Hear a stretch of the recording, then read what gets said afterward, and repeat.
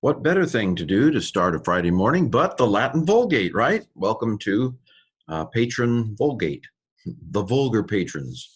So, can you translate this?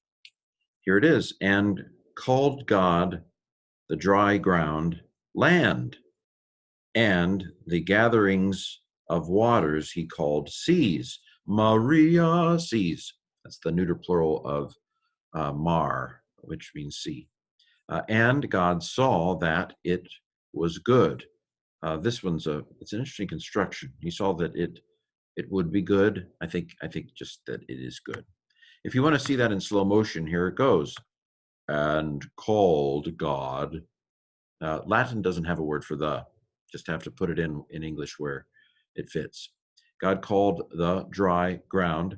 Again, following the form of the Hebrew and the Septuagint pretty faithfully here. I don't want to say faithfully because I don't want to give you the impression that a literal translation is a better translation. That's actually not usually the case. A good translation renders the meaning, not necessarily the form.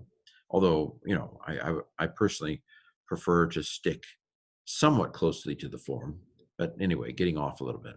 And the gatherings, this is the que that comes at the end of the word, tacked on, but you translate it before. And the gatherings, Aquaman, of the waters, he called seas.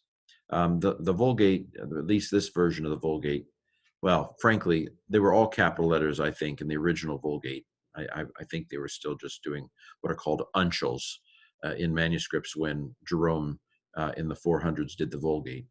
There had been other Latin translations before that, but the Vulgate kind of became the standard, especially as Christianity became the standard religion of the Roman Empire. That led to some standardization of things. Anyway, and God saw that it was good. More on Esset in a second. So grammar. Wokawit. If you've been listening along, the VI is a telltale sign of the perfect. So this is from Woko ono, no, Woko, and Wokare is the infinitive. And then the third principal part is Wokawi. It's very normal. It's a first conjugation, a verb. And so this is how they pretty much always decline. Decline or not, conjugate is the word we use with verbs. Okay, so it's perfect because the VI, because the V, active because the T, third person singular because the T, indicative because it's not something else, from Woko. And God called the dry land, or the dry ground, land. Land who? This is a noun, congregatio, the gathering. Congregation is a gathering, right? And the plural is congregationes. That's ace is plural. Aquarum is genitive plural, feminine. Alpha tends to be feminine because women go first. Okay, again, a pelawit. If you got wokawit, then the wit at the end is making you think perfect active indicative third singular from appello, to call. Perfect because of the V, active because of the T, third singular because of the T. The reason the T is third singular is because it's O, S, T are the endings. O is first person. I call. I name. So this is a neuter plural A. Bingo. It's like in Greek, neuter plural alpha.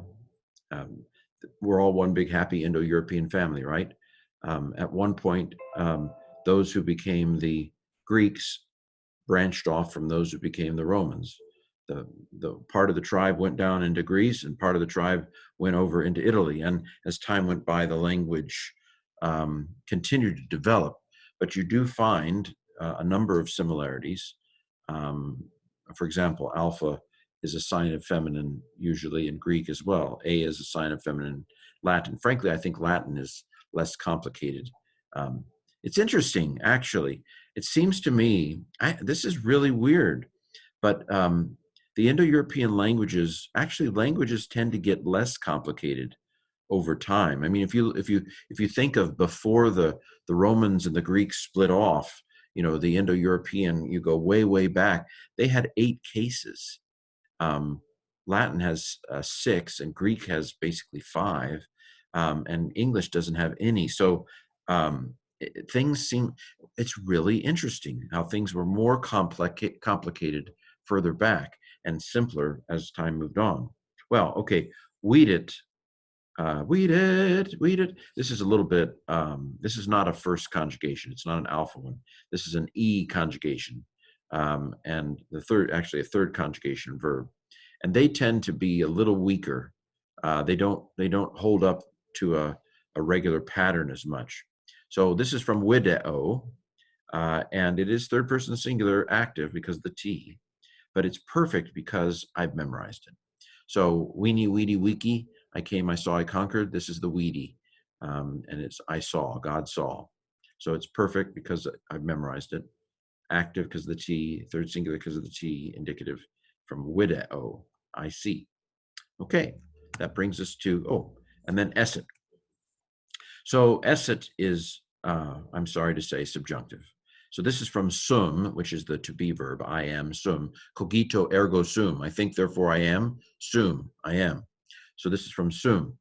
Esse is the infinitive, to be or not to be. Esse, out known esse. So esse, if you take the subjunctive, if you take the infinitive of a word and add an ending, that's the present subjunctive. So this is the present active, the active because of the T, third singular because of the T, same as we've seen, but it is present active subjunctive, the third singular from sum. Why is it subjunctive? I think because it's in an indirect question. It's in an indirect clause of sorts, and that's why. Anyway, but I'm just going to translate it that it's good. Okay, now to pronounce it. Et vocavit Deus aridem terram, congregationesque aquarum appellavit Maria, et vidit Deus quod esset bonum. Okay, there you have the Vulgate for today.